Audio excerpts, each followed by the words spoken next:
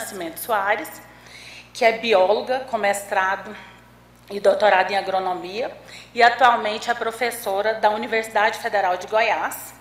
A Tânia trabalha com genética e genômica de populações de espécies nativas do Cerrado e também é membro da Sociedade Brasileira de Recursos Genéticos.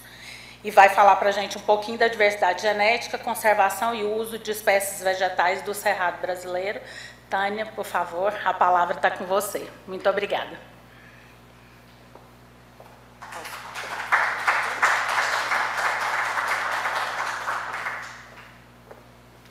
Buenas tardes. É para mim um honor estar aqui em Alagre, falando para vocês, hablando para vocês um pouquinho sobre nossos trabalhos em Brasil. Pero peço perdão, mas meu portunhol não está tão avançado e vou falar em português, mas podemos avançar depois em perguntas, etc. Obrigada. Bom, o tema da palestra que eu trouxe para vocês hoje é a diversidade genética, conservação e o uso de espécies vegetais do Cerrado brasileiro. A ideia foi trazer um pouquinho para vocês do panorama, né, do que é esse domínio fitofisionômico, bioma, né, que a gente tem no centro do Brasil. Falar um pouquinho sobre os recursos genéticos de plantas que esse bioma contém e um pouquinho das coisas de genética e genômica que a gente vê de avanços que são necessários para se entender recursos genéticos e, por fim, alguns exemplos. A minha estratégia foi trazer um panorama mais amplo para que vocês tenham uma visão mais geral do que a gente tem feito ao longo dos anos e não focar muito em muitos estudos e sim trazer exemplos um pouco mais focados no que a gente tem feito mais recentemente. O Cerrado é um bioma que ocupa grande parte do território brasileiro, né, o segundo maior bioma do país, ficando atrás apenas da Amazônia. Então, uma das importâncias desse bioma é que ele faz limite com 4 dos 5 biomas brasileiros e tem sido considerado o bioma que preserva grande parte da água do nosso país, né? E o bioma apresenta uma grande diversidade ecorregional, tanto que alguns autores têm considerado a classificação do bioma em diferentes ecorregiões, baseado em características edafoclimáticas bem específicas que esse bioma apresenta, né? Então, embora seja um bioma com características climáticas bem marcadas, nós temos uma variedade de paisagens e fitofisionomias que, inclusive, ajuda a explicar a alta riqueza de espécies que o bioma apresenta. Nesse aspecto, a gente pode destacar a riqueza de espécies de plantas e o endemismo, né? Nós temos várias plantas cuja ocorrência está restrita ao bioma cerrado. Aliado a essa riqueza de espécies, endemismo e as constantes ameaças aos seus ambientes naturais, há um bom tempo atrás, em 2001 mais ou menos, o bioma foi considerado um dos hotspots mundiais para a conservação da biodiversidade. Em termos de recursos genéticos vegetais, nós temos um destaque bastante elevado para o bioma em termos de quantidade de espécies que são consideradas recursos genéticos. Essa publicação do Ministério do Meio Ambiente brasileiro lista 174 espécies de plantas que têm potencial de uso mais real, atual ou futuro, né? Tanto que a publicação se chama Plantas para o Futuro, né? Que lista essas espécies com grande potencial. Para dar exemplo para vocês, nós temos as espécies vegetais com uso alimentício, que são bastante conhecidas no bioma cerrado. Então, para tomar alguns exemplos, né, para vocês, a gente tem a nona crassiflora, conhecida como araticum, o Pequi, que é a Cariocar brasiliense, a Eugênia disentérica, cagaita, e o Baru, que eu vou falar um pouquinho mais para frente para vocês. Então, vejam, são espécies de famílias de plantas diferentes e que têm potencial de uso, são bastante utilizadas pelas comunidades locais na região central do Brasil, né? Então, algumas receitas e produtos que são provenientes dessa diversidade de plantas. Bom, falando um pouquinho agora sobre a genética e genômica de plantas e de recursos genéticos vegetais, nós estamos vivendo a era dos genomas de referência, né? Alguns autores consideram que os genomas de referência são o passo inicial para a gente começar a estudar qualquer espécie. E que, portanto, a partir desse genoma de referência, nós temos uma série de ferramentas e informações que podem ser úteis para responder questões antigas da genética da conservação, como endogamia, diversidade, etc. Mas a gente teria também algumas contribuições a mais que nos novos marcadores, as novas ferramentas podem trazer. No contexto dos recursos genéticos, nós que trabalhamos com recursos genéticos sabemos que há uma importância muito grande de se conhecer a genética e a genômica dos recursos genéticos, e, inclusive para ajudar a trazer fontes alternativas de genes, de material genético que possa ser aproveitado para o melhoramento genético. Então, algumas iniciativas têm se aprofundado na obtenção de genomas de espécies relativas, né, silvestres, de espécies cultivadas, formando o que a gente chama de superpangenoma.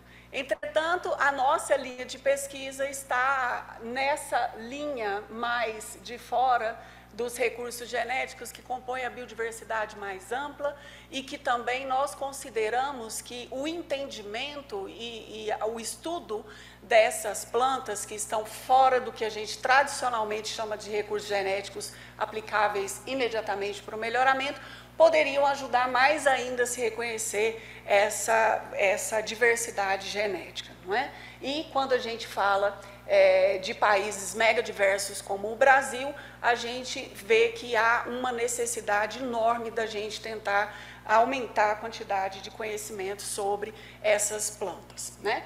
No entanto, quando a gente fala de tecnologias, de estudos genômicos, principalmente em escala de montagens de genomas ou de disponibilização de genomas completos, a gente vê uma grande disparidade entre os países e, especialmente, quando a gente fala dos países do sul global, isso fica bastante evidente. Esse artigo mostra para a gente, esse artigo é relativamente recente, de 2021, eu acho, aqui, e ele mostra o desenvolvimento e a geração de dados genômicos para várias espécies de plantas em diferentes estágios de domesticação ao longo dos diversos países.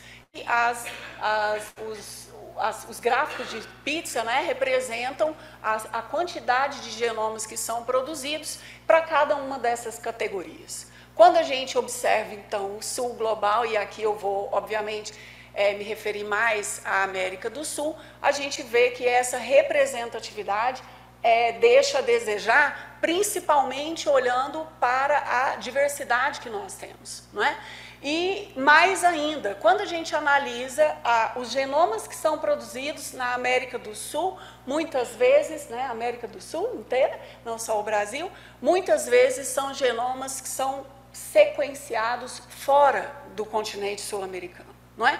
Então, aqui nós observamos que, embora a gente possa tentar ampliar essa quantidade de genomas produzidos, há que se ter uma ação na direção da gente conseguir produzir os dados genômicos na América, no continente sul-americano, não é? Então, parafraseando o palestrante do primeiro dia, uma ciência sul-americana feita por sul-americanos, não é? Então, esse é um grande desafio que a gente tem vivenciado nos últimos anos. Enfim, trazendo um pouco mais para a realidade do que nós temos feito no nosso laboratório, na Universidade Federal de Goiás, há um bom tempo, a nossa estratégia foi tentar equipar o nosso laboratório para fazermos o que tivesse ao nosso alcance dentro da nossa universidade, principalmente para formar recursos humanos capazes de trabalhar com dados genômicos de ponta a ponta, desde a extração do DNA até a análise de bioinformática. A grande parte do recurso que a gente conseguiu para equipar o nosso laboratório veio do INCT em Ecologia, Evolução e Conservação da Biodiversidade, cujo professor José Alexandre coordena, né? E em parceria, principalmente com a Mariana, né? A gente sempre trabalhou muito junto, a Rosane Colevati e mais recentemente a Renata, a gente tem tentado estruturar o nosso laboratório.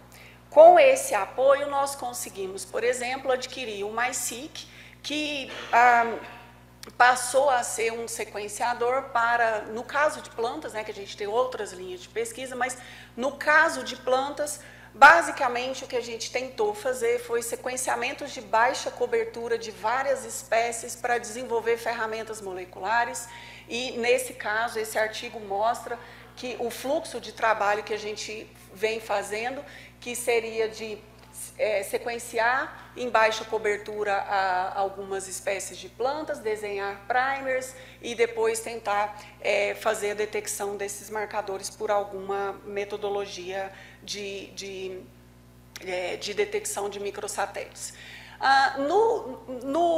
Na maior parte do tempo, desde que a gente teve o MySeq, a gente estava mais gerando ferramentas genômicas e moleculares para esses marcadores. Mais recentemente, a gente passou a fazer a detecção de microsatélites com o MySeq também, fazendo uma abordagem de genotipagem por sequenciamento de microsatélites, que é isso que eu gostaria de mostrar para vocês, que é alguma coisa um pouco mais recente que a gente tem feito. Para exemplificar esse estudo, essa abordagem, né, eu vou mostrar para vocês uma espécie de planta que a gente trabalhou, que é a Eugênia klotskiana, que é uma espécie da família Myrtácea, que tem uma distribuição ampla no Cerrado, mas também tem alguma ocorrência na Mata Atlântica, pouco ali de borda. Não é uma espécie endêmica do Brasil, tem um hábito arbustivo e apresenta diversas possibilidades de uso, principalmente na forma de sucos, licores, produtos alimentícios diversos. Por ser uma espécie de hábito arbustivo ou semi-arbustivo e estar em ambientes do cerrado que são muito propícios para lavouras, nós empiricamente achamos que essa espécie está sob algum grau de ameaça, embora os estudos não sejam suficientes para revelar isso. Outra característica interessante dessa espécie é que, ao contrário de outras espécies de plantas que a gente trabalha, existem alguns estudos antigos que mostram que ela pode formar clones. Então, para mostrar para vocês aqui o que a gente fez, foi usar a abordagem de sequenciamento de genotipagem de microsatélites por sequenciamento, né? Então, em 2023, um estudante da Mariana desenhou primers para a perinha e organizamos em conjuntos de PCR em multiplex e fizemos o sequenciamento, né? E a genotipagem usando o pipeline proposto por Tibiric et al. Para esse estudo, especificamente, nós usamos uma única população com 37 plantas georreferenciadas, isso era importante para avaliar a questão dos clones, e os marcadores foram amplificados e depois sequenciados no MySeq usando o cartucho V2 de 500 ciclos. O primeiro resultado que a gente teve, né, dessa análise foi que ao final do pipeline, nós temos a possibilidade de observar genótipos que são gerados pelo tamanho do fragmento, como a gente tem tradicionalmente feito com microsatélites, mas também nós temos a possibilidade de avaliar os alelos com base nas sequências de composição de bases, né, desses alelos. E a primeira surpresa, né, é que a gente viu, por exemplo, que um dos locos aparecia amplificação duplicada, ou seja, duas regiões do genoma foram amplificadas ao mesmo tempo por esse par de marcadores. Quem trabalha com microsatélites há bastante tempo sabe que isso é uma realidade e a gente muitas vezes via isso no gel de prata, depois no ABI, e agora a gente vê no sequenciamento de nova geração com uma vantagem de que a gente não vê só o fragmento, e sim a gente vê que de fato eu tenho uma região microsatélite GA amplificado na altura de 190 e outra região TC amplificada na altura de 130. Né? A região do primer é conservada, mas as outras regiões internas não são. Então essa foi a primeira informação que a gente teve. Outra coisa que a gente observa é que a maioria dos alelos, dos locos, tem o mesmo número de alelos, né? Porque o polimorfismo que a gente tem, ou a variação de sequências dentro do alelo, acompanha o polimorfismo de motivos do microsatélite.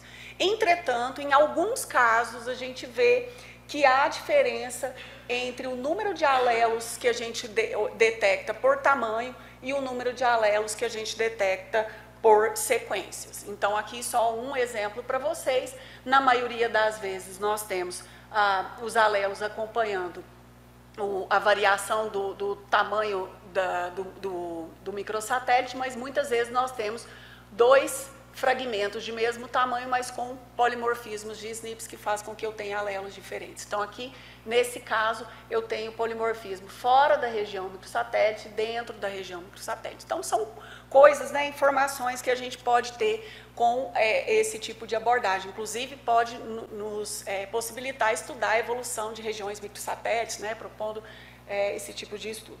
Bom, olhando para a bateria de locos de modo geral, embora o número de alelos tenha sido relativamente pequeno, lembrando que é uma única população, foi relativamente razoável e apresentou uma boa qualidade para a discriminação de indivíduos. Então, considerando essa qualidade da bateria dos locos, a gente avançou para a análise de detecção de clones. E das 37 plantas que a gente observou nessa população, na verdade, eu tenho 8 linhagens independentes, né? Então, eu tenho 8 conjuntos de coisas ali que são clones. Alguns que formam grupos de clones maiores, outros são mais assim, né, individuais, mas é espantosa a quantidade de clones que a gente tem nessa população, não é? E quando a gente faz a análise da distribuição espacial desses clones na população, surpreende o fato de que os clones não estão organizados, né, em clusters assim claros, espacialmente distribuídos. Então, tudo que está aqui da mesma cor é clone. E é muito surpreendente o fato de a gente ter, por exemplo, o grupo azul praticamente desconectado, né? Então, esse resultado é bastante interessante, confirma que a espécie provavelmente tem reprodução assexuada, provavelmente não, acho que aqui falta só a gente ampliar mais análises, mas sim, ela faz clones, né? Falta estudar um pouco mais da biologia reprodutiva da planta para a gente tentar determinar qual seria o modo de reprodução. Entretanto, pela distância entre as plantas, né, os genets, né, que a gente poderia chamar, a gente poderia considerar que talvez a apomixia seria uma hipótese mais plausível por haver uma dispersão por semente, não por brotamento. Mas há que se estudar isso aí um pouco mais. E esse tipo de estudo revela que para plantas que fazem reprodução assexuada, é de grande importância que a gente, antes de começar o estudo de genética de populações, a gente identifique se há clones ali dentro, para a gente saber exatamente quantos genótipos existem, em fato, e o que minha população está representando em termos de indivíduos, né, geneticamente diferentes dentro de uma população. Então, essa abordagem traz essa relevância e, inclusive, traz uma informação que é de relevância para a conservação ou para o uso de uma espécie vegetal como essa que teria potencial de ser explorada. Então, com esse exemplo, eu apresento para vocês que o SSR-SIC, para nós, tem se mostrado uma ferramenta interessante para a gente estudar genética de populações de plantas, especialmente quando a gente tem que fazer essa discriminação individual que não permitem, ou a gente precisa de uma bateria de locos muito maior para a gente conseguir fazer discriminação individual. Enfim, então esse é aqui um dos exemplos. Uma outra espécie que a gente tem trabalhado é uma palmeira, né, da família Asterácea, que tem como nome comum guariroba, gueroba e catolé no nordeste do Brasil, porque é uma espécie de ampla ocorrência no Brasil, ela ocorre no Cerrado e ocorre também na Caatinga, e é uma espécie que tem bastante tipos de usos, e aqui eu gostaria só de mostrar para vocês que também nós estamos aproveitando esse sequenciamento de baixa cobertura, não só para desenvolver marcadores e fazer estudos de genética de populações, mas também para montar genomas de cloroplastos e tentar preencher informações em filogenias de espécies de diferentes grupos de famílias. Então, só para mostrar uma outra abordagem que nós estamos fazendo. Falando um pouquinho mais de uso de espécies vegetais do Cerrado, eu gostaria de mostrar para vocês um trabalho que é realizado pelo professor Lázaro Chaves, da Escola de Agronomia da UFG, com a gente há bastante tempo. Eu não estava aqui desde 1995, mas ele tem feito um grande esforço de estudo e coleta de várias plantas do Cerrado com potencial de uso, principalmente o uso alimentício. E esse esforço de trabalho e estudo dele culminou na existência hoje de 6 coleções de germoplasma, de 6 espécies diferentes do Cerrado, que estão conservadas em delineamento experimental em vivo na Escola de Agronomia. Para exemplificar um pouquinho desse esforço de estudo, eu vou mostrar para vocês o que a gente tem feito com o baru. O baru é uma espécie arbórea que da família Fabácea, que tem ampla distribuição no Cerrado, tem uma particularidade que é a única espécie do gênero que ocupa o ambiente do Cerrado, as outras são de floresta ou da Caatinga. Então o baru é endêmico, tem uma relevância ecológica porque frutifica na época da seca, enfim. Tem uma reprodução preferencialmente alógama, e o que tem acontecido nos últimos anos é que essa espécie tem demonstrado um grande potencial de uso. Basicamente é explorada a partir de extrativismo e algumas pequenas iniciativas de cultivo, embora a forma de exploração seja de extrativismo e com pequenas plantações, a gente vê que há um movimento muito grande na obtenção e comercialização de produtos do baru, né? Inclusive com algumas cooperativas apresentando produtos para exportação. Então, nós já estamos exportando essa amêndoa para outros países. Em função desse aumento da quantidade de uso, a gente detectou algumas dificuldades na domesticação e melhoramento dessa espécie, ou uso, né, que seria a irregularidade na produção, baixa produtividade e desarticulação dos pesquisadores que estudam a espécie. Aliado a isso, nós temos uma história, né, de estudos com essa espécie, que desde 2004, eu celebro esse ano 20 anos de estudo com o baru, que desde o meu mestrado que eu estou estudando essa planta. Então, a gente tem um bom conjunto, né, de conhecimento e de publicações que a gente tem gerado ao longo do tempo. Aliando essas duas coisas, né, da necessidade de uso e de conservação e da quantidade de estudos que a gente tinha, o ano passado nós propusemos para um edital, né, da Fundação O Boticário junto com a FAPEG, a formação da Rede com Baru, que é um projeto que visa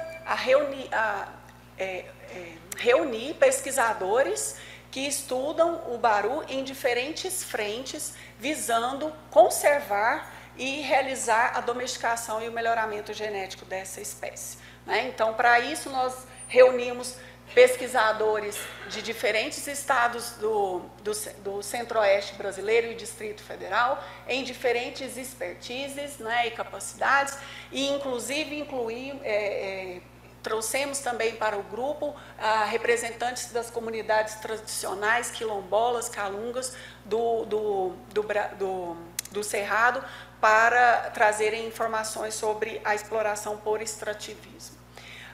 O ponto de partida desse projeto é a coleção de germoplasma, como eu disse para vocês, foi iniciada em 95, e a partir dos estudos de genética de populações que nós fizemos no meu mestrado e no doutorado, o Lázaro elegeu alguns pontos para a coleta de sementes, para a gente estabelecer a coleção de germoplasma, que então foi instalada em 2012, com 600 acessos. Hoje a gente tem mais ou menos 550 acessos em vivo.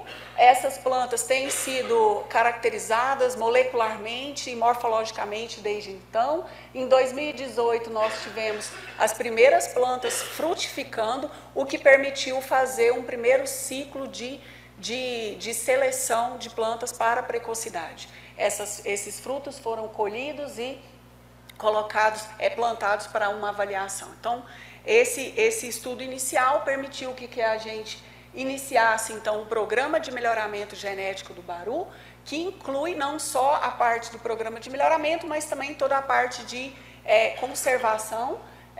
Nesse caso, a gente também, então, desenvolve ferramentas genéticas, marcadores moleculares, vamos tentar fechar o genoma de referência, a propagação vegetativa, a ampliação da coleção de germoplasma e a conexão com a comunidade de produtores e extrativistas.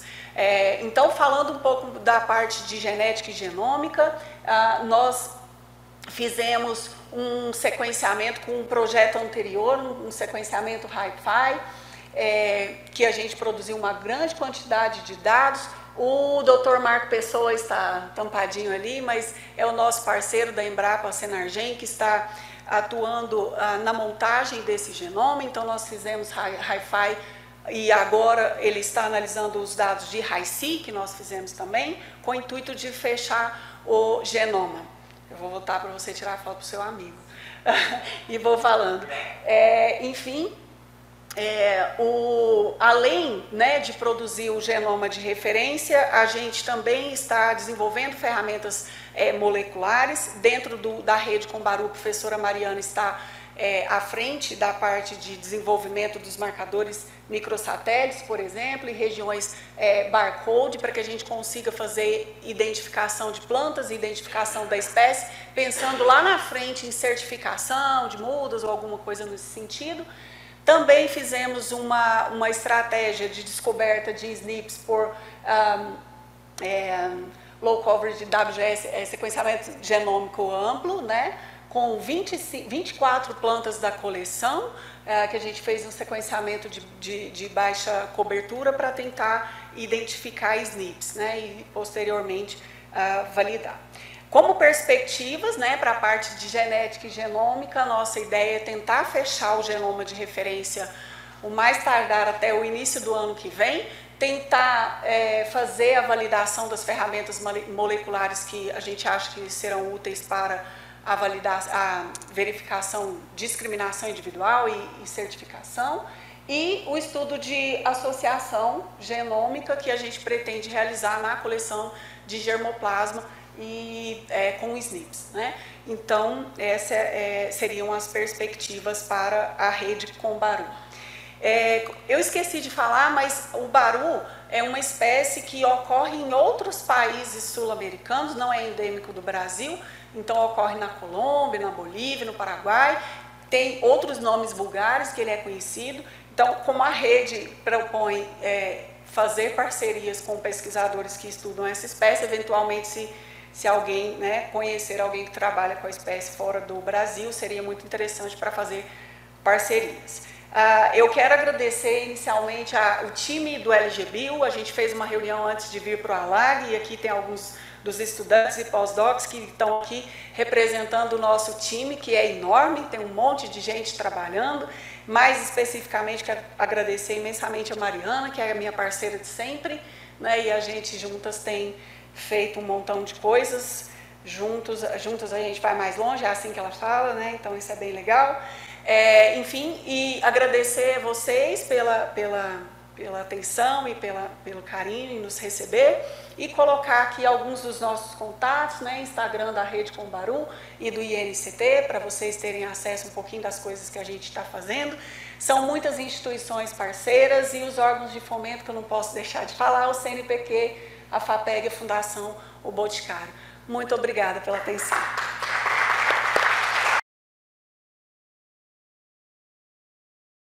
Ter o prazer de convidar a doutora Maria Clara, que é bióloga também, né, com doutorado em evolução, e atualmente é professora, está vinculada, né, ao Instituto, Departamento de Biologia da Conservação, né, no Instituto Científico e de Educação Superior, CICESI,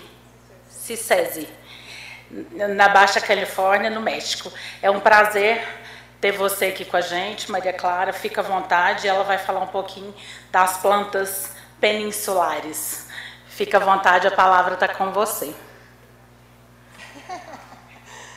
Bom, eu quero primeiro que tudo agradecer a Mariana pelo convite. Eu estou super feliz de estar com vocês aqui, super agradecida também, porque eu adoro o Brasil, adoro a cultura e eu tive muitos anos felizes aí no seu país. Assim que eu estou super motivada, não, para compartilhar com vocês o que eu tenho feito nestes últimos anos e também no futuro conseguir estas colaborações, né? Porque eu sou colombiana, moro no México, mas eu adoro todo a América do Sul. Então, o dia de hoje eu vou contar para vocês o que eu tenho feito. Ah, não, estou falando em português. Espera aí. No, voy a hablar en español, ¿sí? Puse mis diapositivas en portugués y si tienen alguna pregunta, pues les puedo responder en español o portugués, pero voy a hablar en español para que sea más fluido, ¿sí? El día de hoy voy a presentar lo que he hecho en la península de Baja California durante los últimos 11 años. Yo me formé como mastozoóloga, pero la vida lo va moviendo a uno. Y acabé encontrando un sistema maravilloso de estudio que se los quiero presentar hoy y contar un poquito de la ecología y la evolución de estas especies. Bueno, entonces vamos a hablar un poco de varias especies y de cómo a través del estudio de la ecología y la genética hemos podido entender la diversidad que tenemos hoy en la península. Espera ahí. ¿Cuál es el que funciona? Ahí está. Entonces vamos a empezar hablando de cómo las plantas recompensan a sus visitantes, ¿no? Hay plantas que le dan a sus visitantes polen, les dan alimento y de esa manera aseguran que estos visitantes viajen a otra flor y transporten pues sus gametos. Pero también hay unas plantas que ofrecen a sus visitantes lugar para reproducción. Estas plantas generalmente lo que hacen es permitir a los insectos que las polinizan dejar a sus larvas dentro de ellas.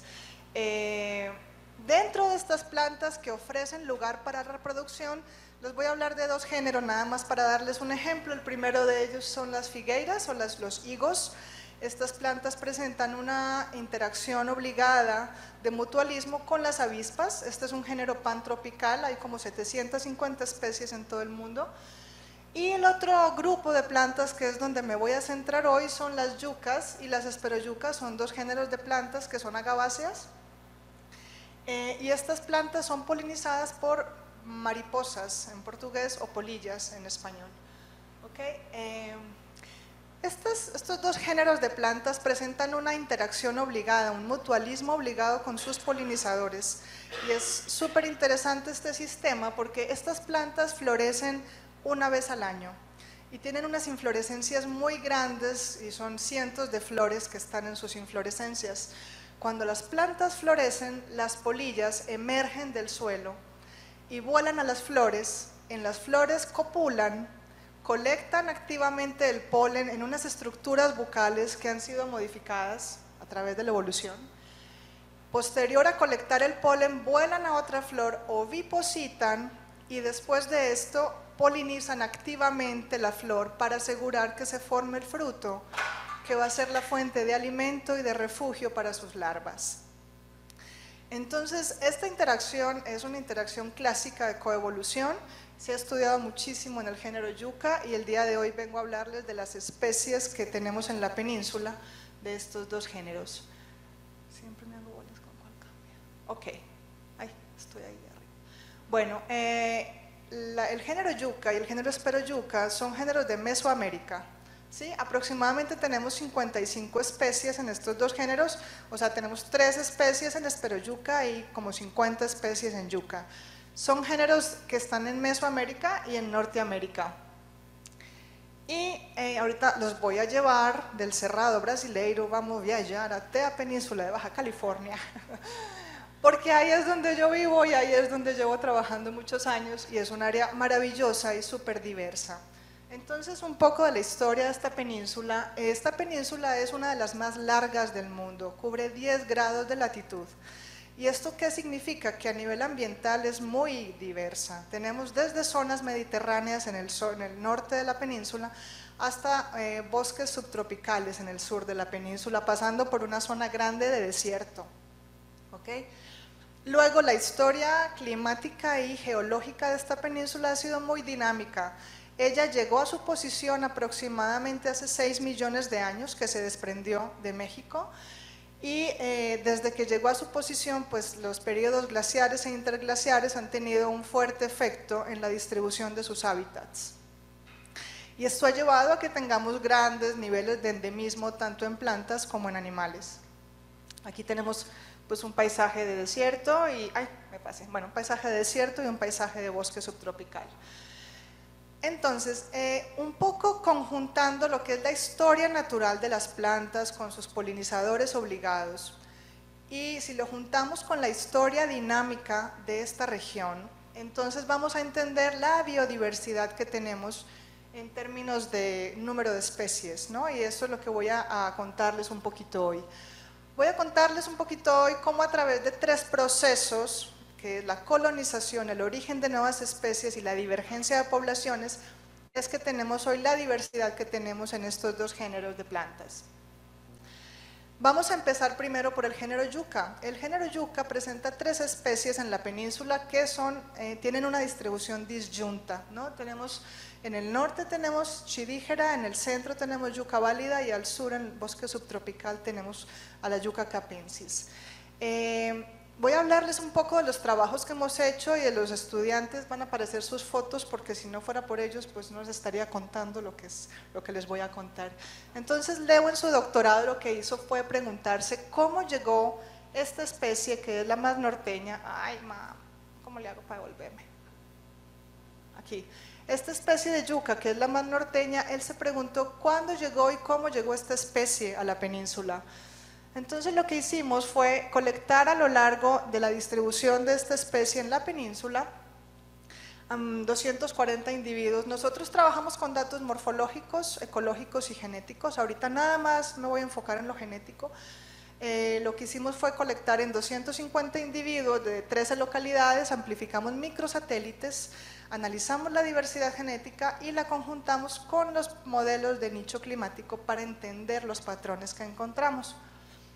Lo que encontramos aquí en términos generales es una disminución de la diversidad hacia el sur de la península, tanto en la riqueza de alelos como en la heterocigosis. Y este patrón nos habla de un proceso de colonización de norte a sur.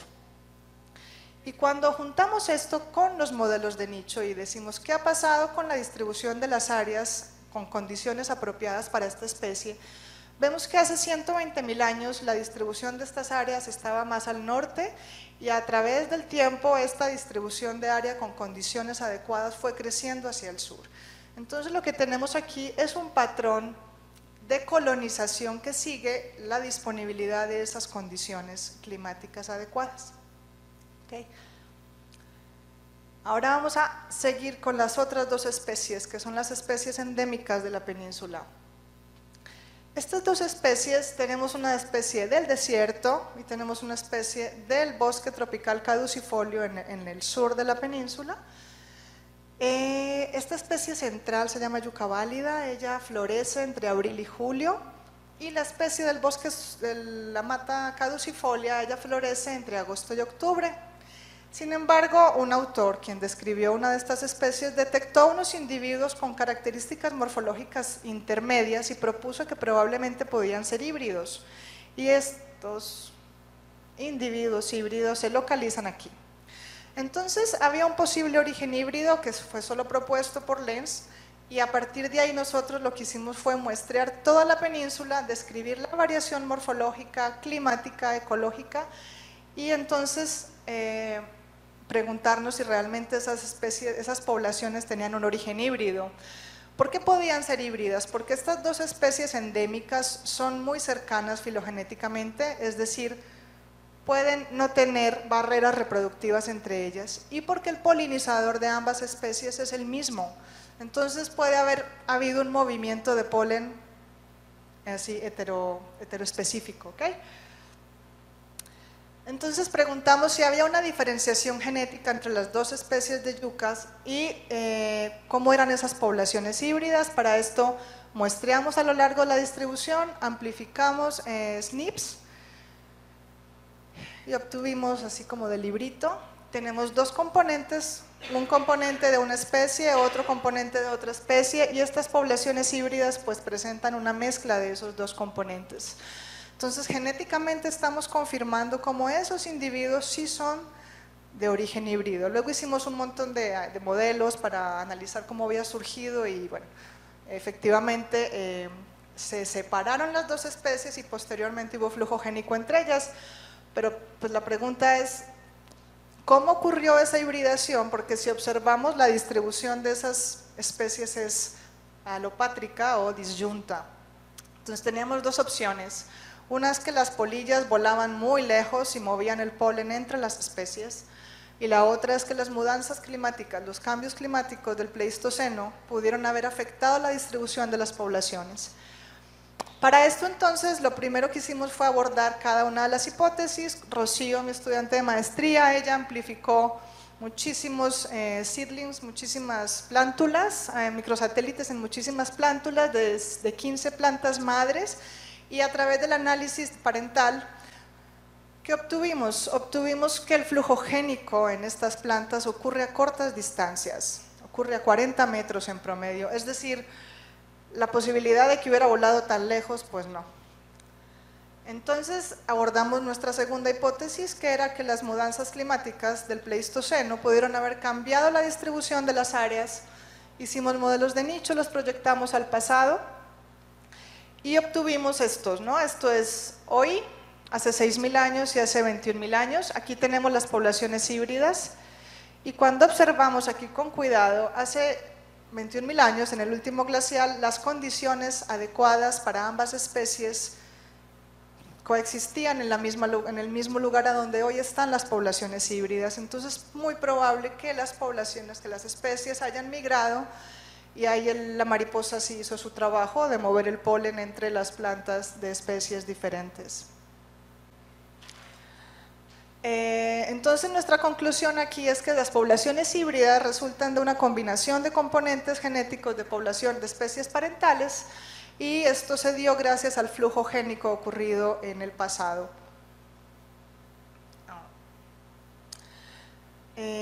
Siguiendo con un ejemplo de divergencia, ya les hablé un poco del origen de nuevas especies a través de la formación de híbridos, de los procesos de colonización por la llegada de la especie norteña, y ahora cómo se dan estos procesos de divergencia. Alberto, mi estudiante de maestría, él es un análisis de filogeografía de yuca válida, que es la yuca del centro, de la yuca central, porque observamos estos modelos de nicho y vimos que hubo un cambio en la distribución de las condiciones adecuadas para esta especie a lo largo del tiempo. Entonces nos preguntamos si esos cambios en la distribución de las condiciones adecuadas habían influenciado la distribución de la variación genética. Para esto amplificamos SNPs en muchos individuos a lo largo de la distribución y efectivamente encontramos 3 linajes poco diferenciados, pero estaban separados. Y cuando Alberto, muy listo este chico, construyó a través del cloroplasto, hizo la filogenia de estas especies, él pudo calcular que la edad de yuca válida es menor a 1 millón de años. Eso quiere decir que estos 3 linajes son mucho más recientes que la edad de la especie. Por lo tanto, los cambios climáticos del Pleistoceno sí tuvieron que ver con la formación de los linajes y no fue otro evento geológico porque la península ya estaba en su lugar hace 1 millón de años. Ok, finalmente este otro género, que es el que estamos trabajando actualmente, estas también son unas plantas maravillosas que ofrecen un montón de servicios ecosistémicos porque son visitadas no solo por las polillas polinizadoras, tenemos polillas comensalistas, tenemos escarabajos comensalistas, tenemos por lo menos 5 artrópodos asociados de manera especialista con estas plantas. Entonces estas plantas para la península tenemos 2 especies, se describieron con datos morfológicos y lo que nosotros hicimos es preguntarnos, bueno, vamos a hacer una descripción de la variación a lo largo de toda la distribución y a explorar cuánto es la diversidad que hay en estas plantas en la península. Entonces este es un ejemplo de origen de nuevas especies y divergencia. Lo que hicimos fue, bueno, Rocío, que es mi estudiante de doctorado hoy, secuenciamos 112 individuos con casi 4.000 SNPs y apenas ahorita estamos analizando estos datos, pero aparecieron cosas hermosas. Bueno, primero encontramos componentes genéticos que son únicos a las especies que habían sido descritas morfológicamente, pero surgió algo lindo y es que en las sierras, porque la península además de desiertos tiene sierras, en las montañas apareció unas poblaciones híbridas entre estos 2 componentes. Y luego por aquí hay una sierra que está aislada de todo y tiene un linaje completamente diferente también. Entonces, ¿cómo los datos genómicos nos están mostrando que la diversidad es más de lo que pensábamos en términos de descripción de número de especies, ¿no?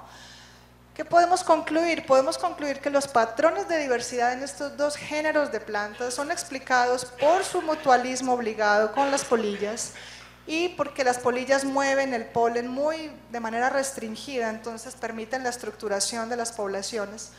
Y además la historia de la península y sus cambios climáticos pues son supremamente importantes en influenciar los patrones de diversidad y tenemos ahora poblaciones híbridas que se están formando o que se han estado formando por muchos miles de años. Sin embargo, podríamos decir, bueno, hay más linajes que especies descritas, no nos tenemos que preocupar, pero sí nos tenemos que preocupar porque entre otras cosas también hemos estimado otros parámetros que nos llaman la atención sobre el nivel de conservación de estas especies. O sea, tenemos que el polen se dispersa a poca distancia.